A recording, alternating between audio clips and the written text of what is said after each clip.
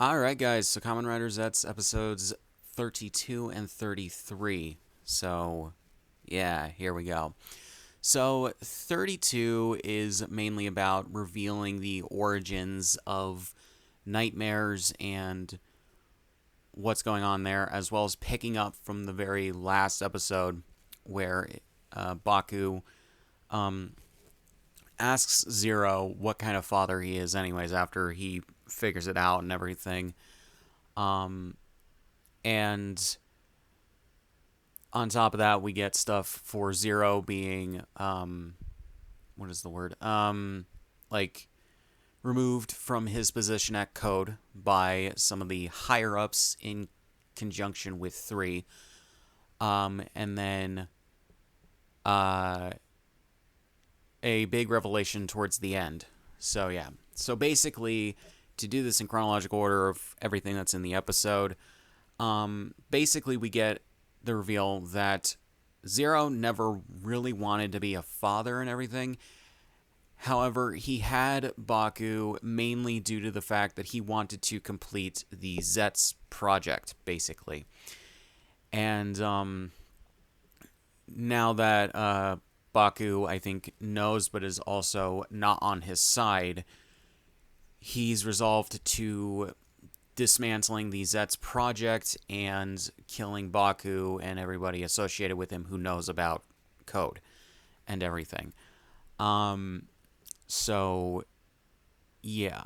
And that's mainly just like really the worst, I'm not gonna lie, is just really, really shit. At the same time, though, later on in the episode, when Zero is dragged away, I believe, and put in, I'm assuming put in like sort of a stasis, maybe.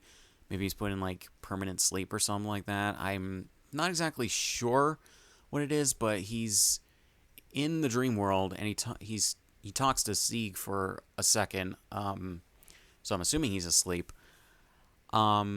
He does have a picture of Baku on top of Zeroider, like checking it out and everything and revving the engine, whatever, that he was doing in the flashback of the last episode. And it seems like he kind of cares for Baku, just because he's his kid, but then also doesn't at the same time. Like, it's really fucked up, I'm not gonna lie, in regards to this. We don't get really any resolution towards that in this. But yeah. But after that, when Zero is being taken away by 3, and they step out of the car to wherever it is that, I guess like a holding cell of some kind is what's happening, or where he's being taken to.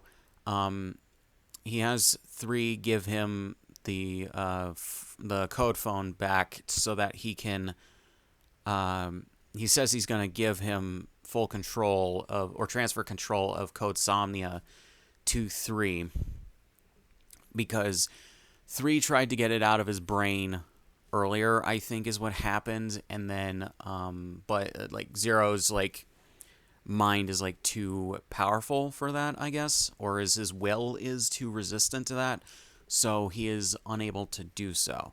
So 3, I guess, trusts him for some reason, I don't know.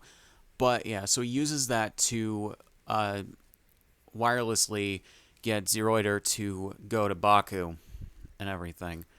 So yeah, we have that. And along the way for the for Zeroider getting to Baku, more so getting to the dream space, like headquarters that Baku has, it passes a character from the upcoming Agito reunion movie for the 20th anniversary of that show. Actually, 25th. So, yeah, interesting. So I guess in a way, Zeztz is somewhat connected to Agito. Granted, though, it's funny because there are some Agito references coming up,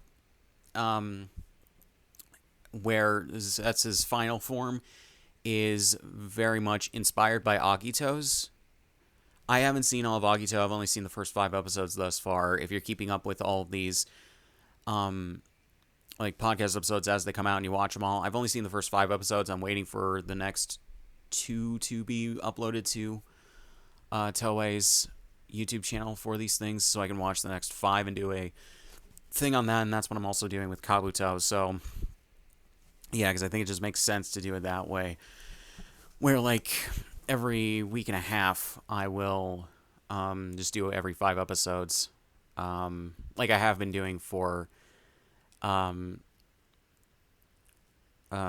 Space Sheriff Gabon Infinity. So yeah, so yeah, it's just really, really weird. It's kind of like a light continuity kind of thing. I the way I look at continuity when it comes to Kamen Rider is that most of the Showa era is connected. They are set in the same universe. Most of them, like the first like handful of them, are set in the same universe. When you get to Skyrider, I think it probably gets a little iffy because that was technically supposed to be a reboot, and then after that, they're either set in the same, maybe they're set in the same universe as the first however many, but then maybe not. I don't know. Maybe they're in their own universe or something, or maybe they're in a new universe. It's really weird because I think Black RX has all of the previous riders show up. It's kind of like maybe a Static Shock kind of thing, where the show, where at the beginning of it, it technically wasn't set in the DC animated universe, but later on, when they wanted to, they retconned it to be in the same universe as the DCAU. Yeah, it's really funny how that happens.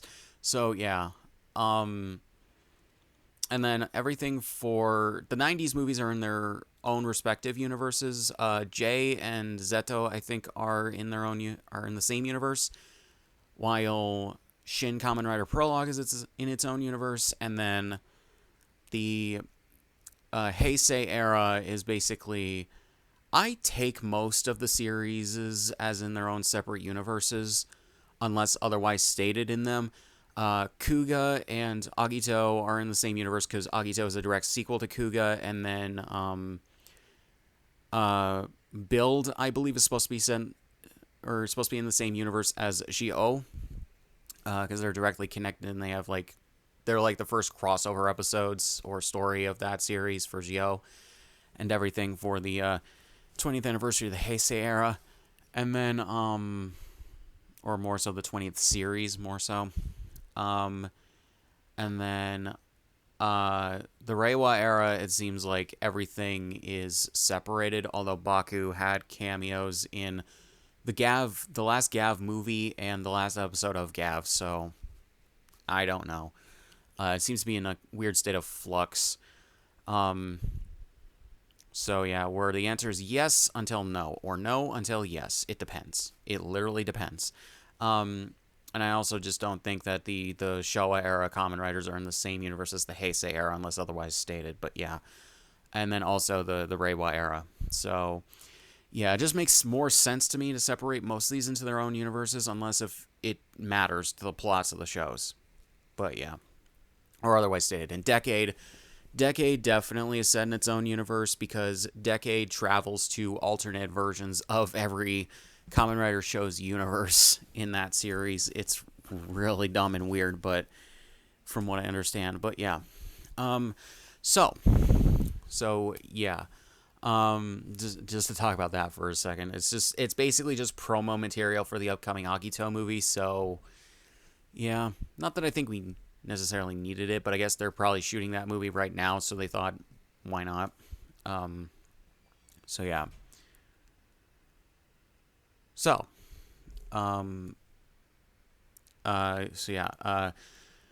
we get that.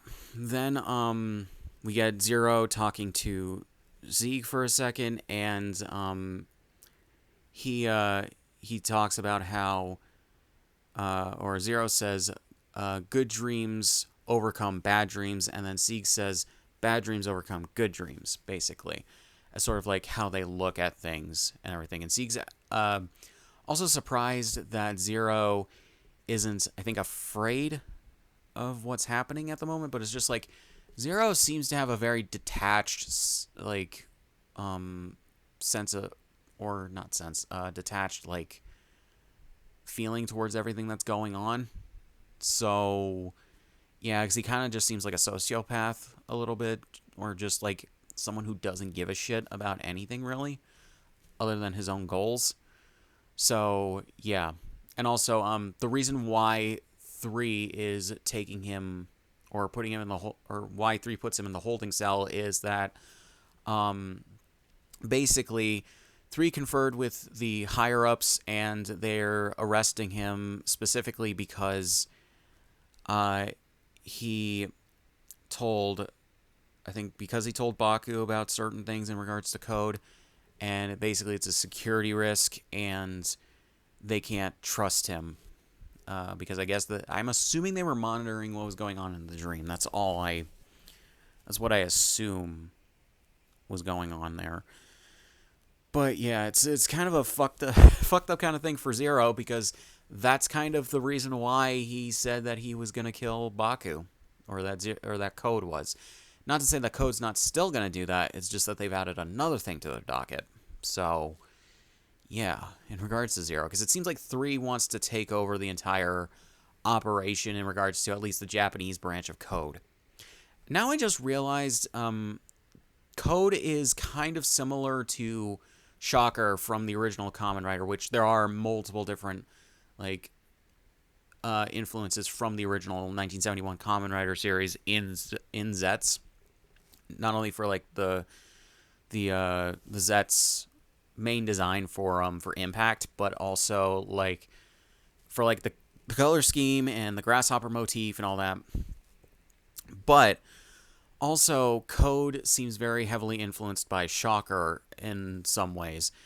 Although this seems to have more of a, I guess, realistic take on it, where like it's this shadow organization, but everyone in the shadow organization can fuck each other over at any time if they find enough reason to, and they're allowed to.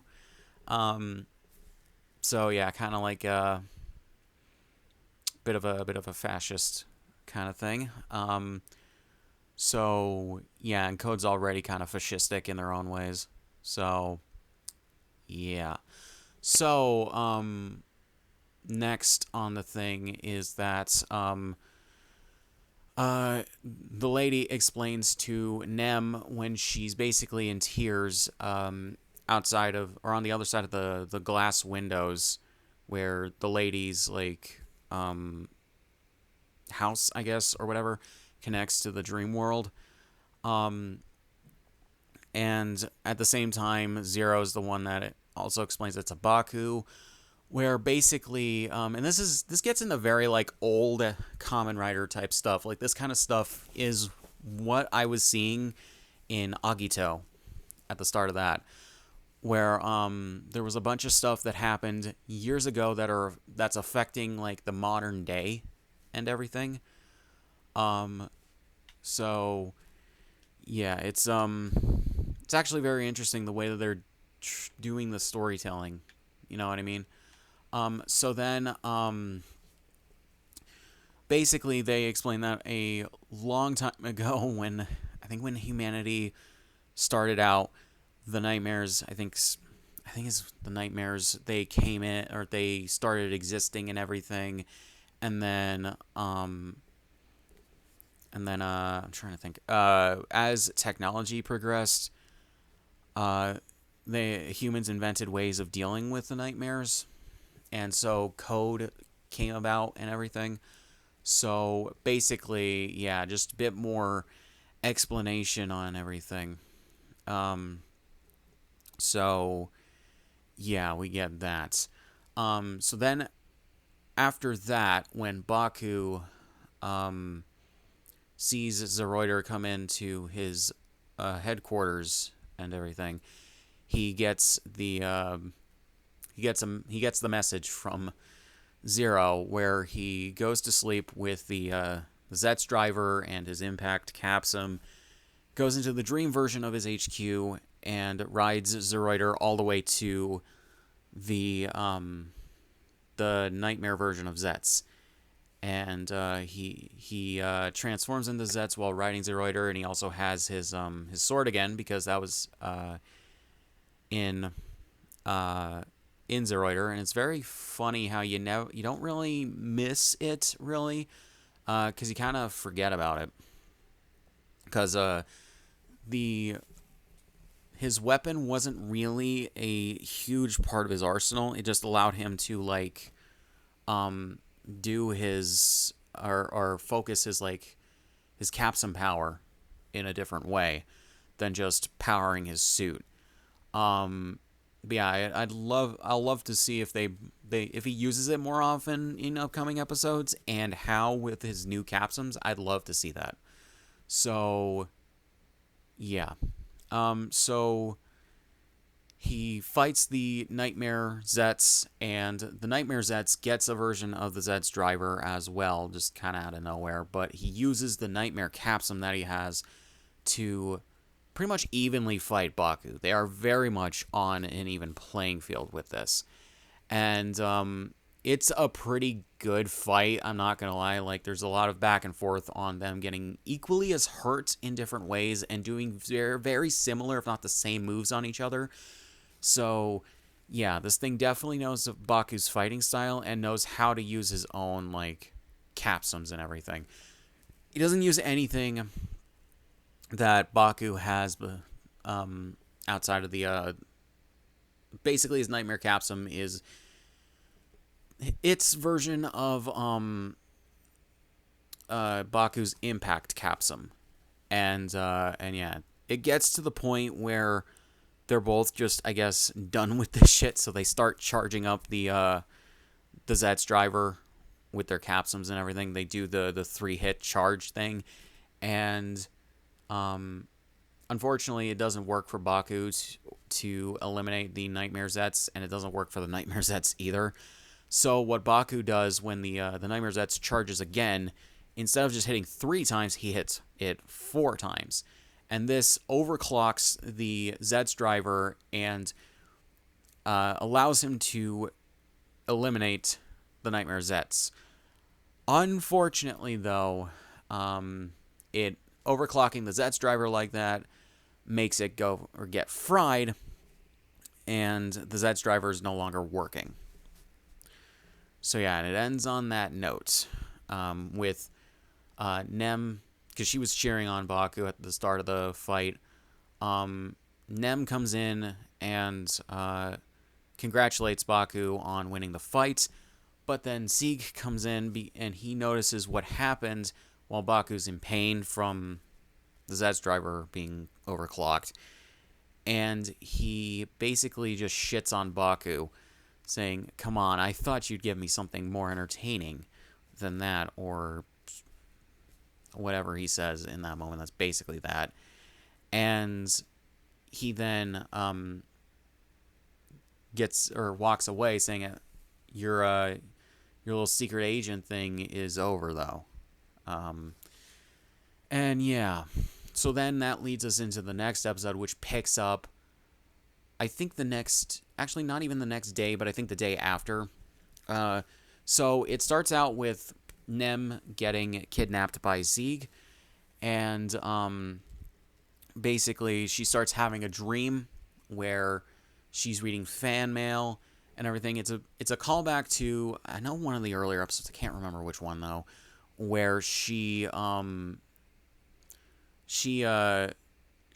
a fan event and everything.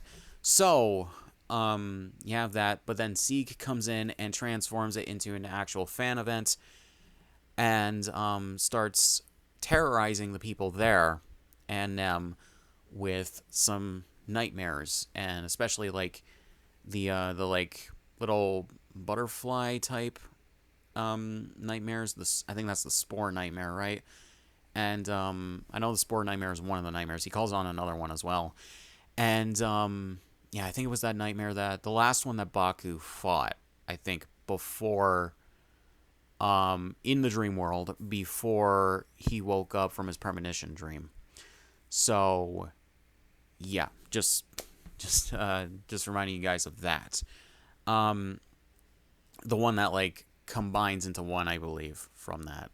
So, yeah.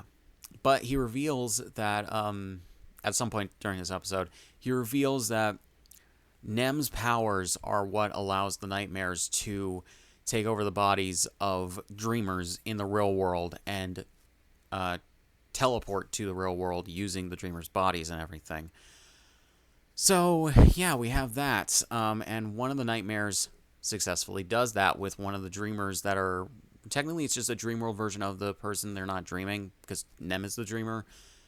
But it takes over the body of one of the people at the fan event, and then in the real world, the real person gets transformed into it, and it starts causing chaos. So, yeah. So, even though the Zeztz driver's fried and everything, Baku, Minami, Fujimi, and Nazca all go to where the nightmare is. And yeah, and Baku tries to charge up his capsums, but they only have a small amount of juice that doesn't last long because of the fact that, one, the Zeztz driver's busted, and two, Baku is in his own state of not knowing what the fuck to do because he was unable to fall asleep the night before, and thus he doesn't have the ability to enter people's dreams at the moment. Then he finds that the his secret agent headquarters is no longer connected to his closet. Yeah. So, we have that going on. Fun.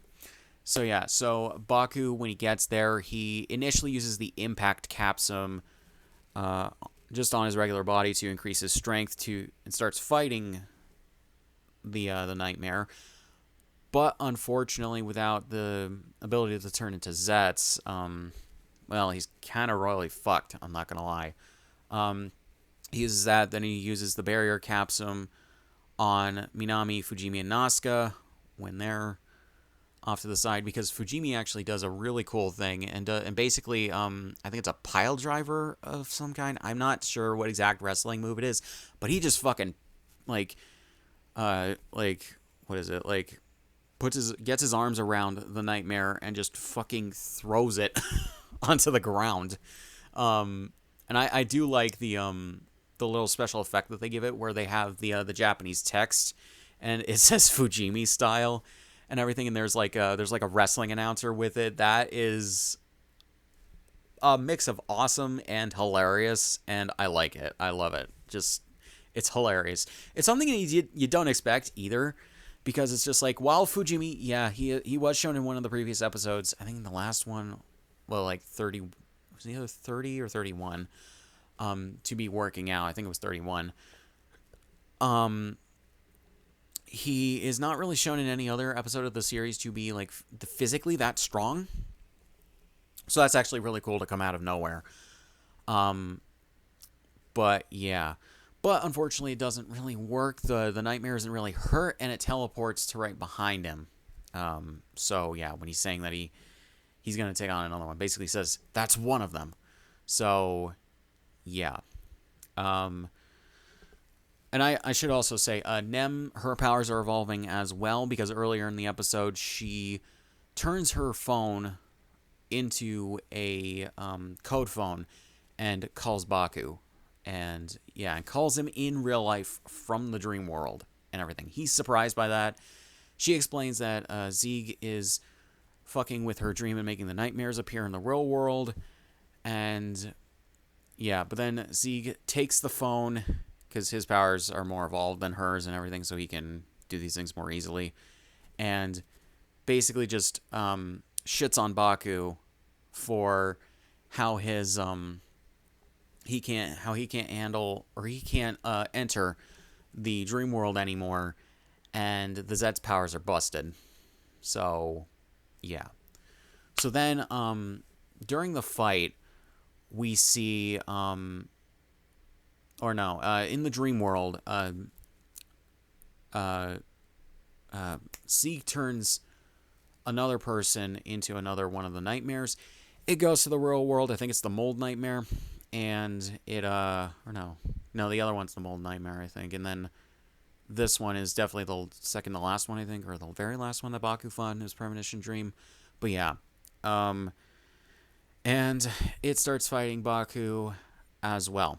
So yeah, in between this, we see the lady watching the dream world and everything, as well as getting a sense of what's going on in Nem's dream,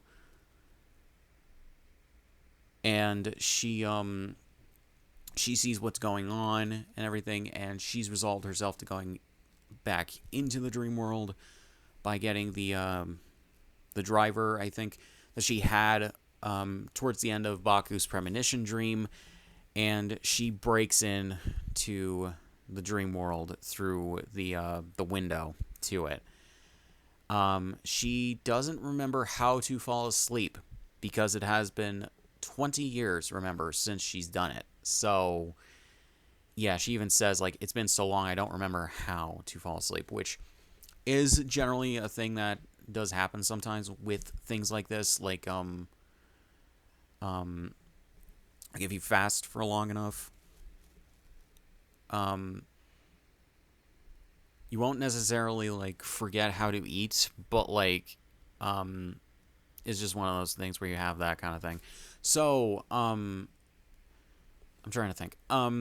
So yeah, so she breaks in and she is she's forced to sleep, but then she forges a pact with the nightmare, and she the nightmare basically puts her in a state of, like, half dreaming, I think is what it says.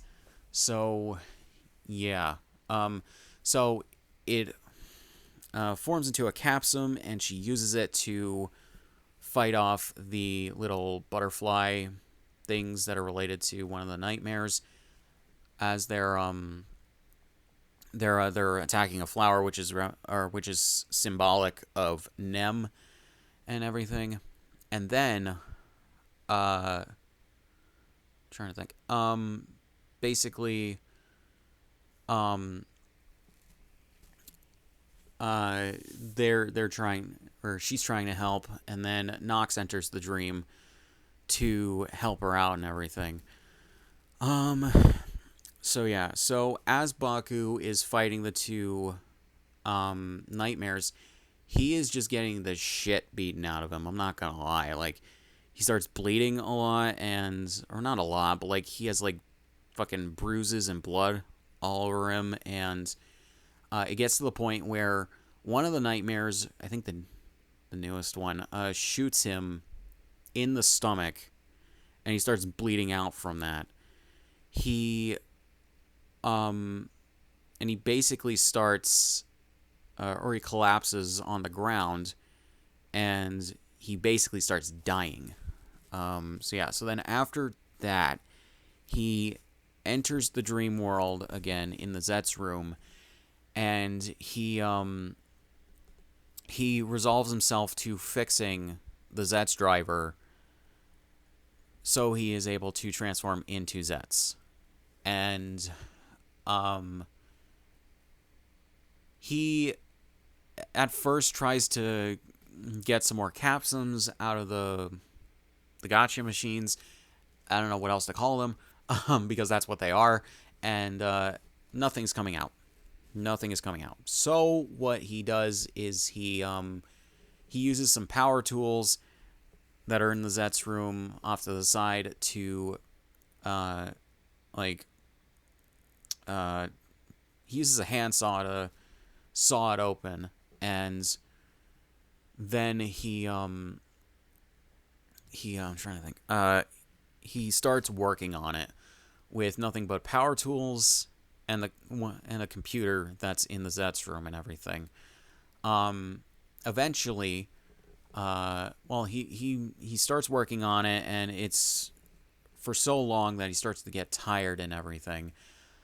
But then also slowly, his friends, first Fujimi, then Nazca, then Minami, then Nox, who isn't necessarily one of his friends, but still, and then Zero come in.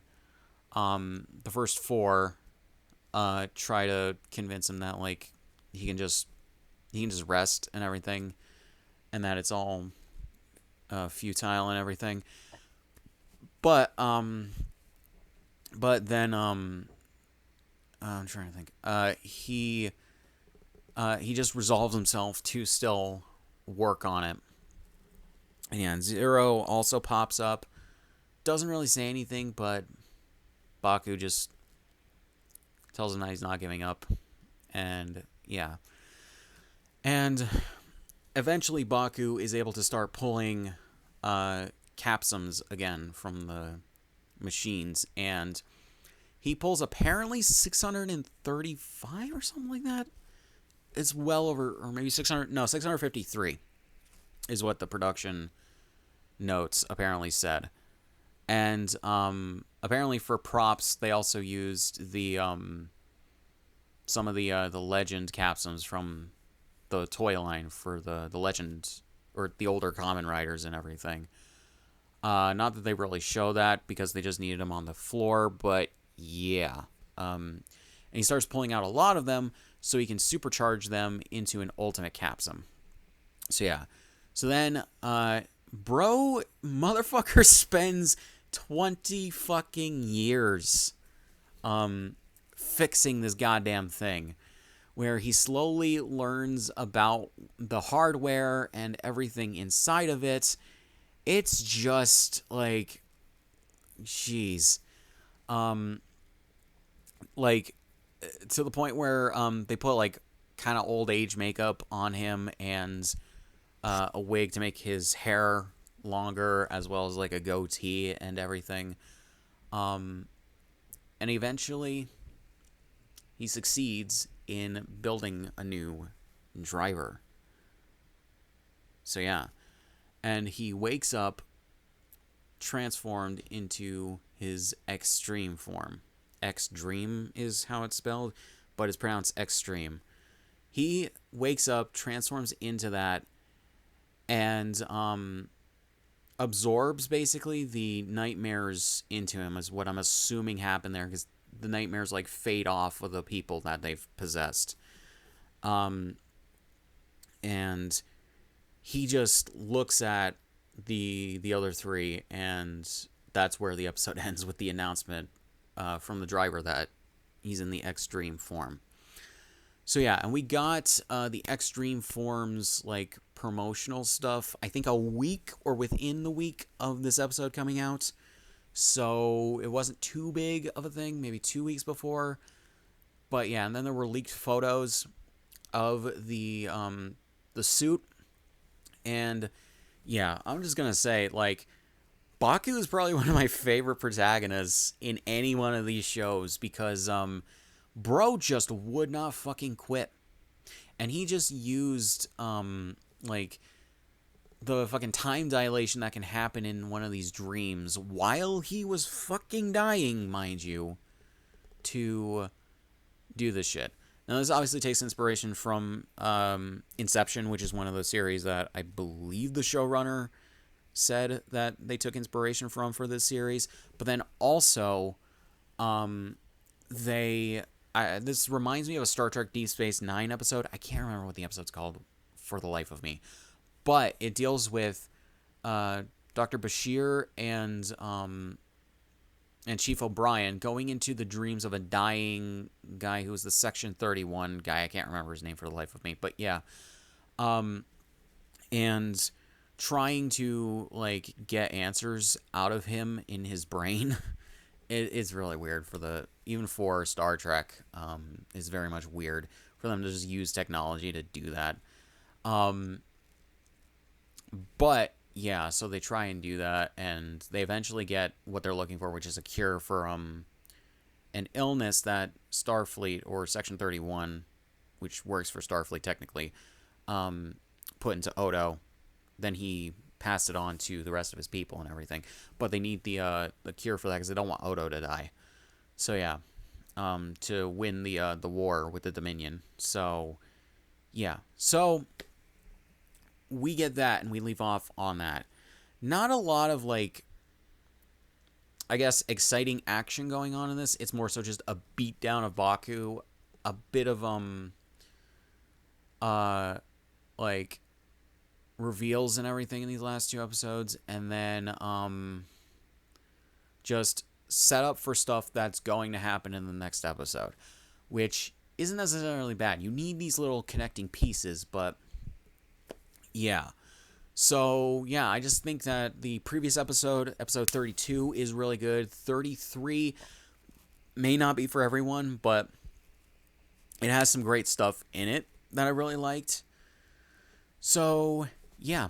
So, I cannot wait to see what happens in 34 and 35. And I will see you guys in the next one.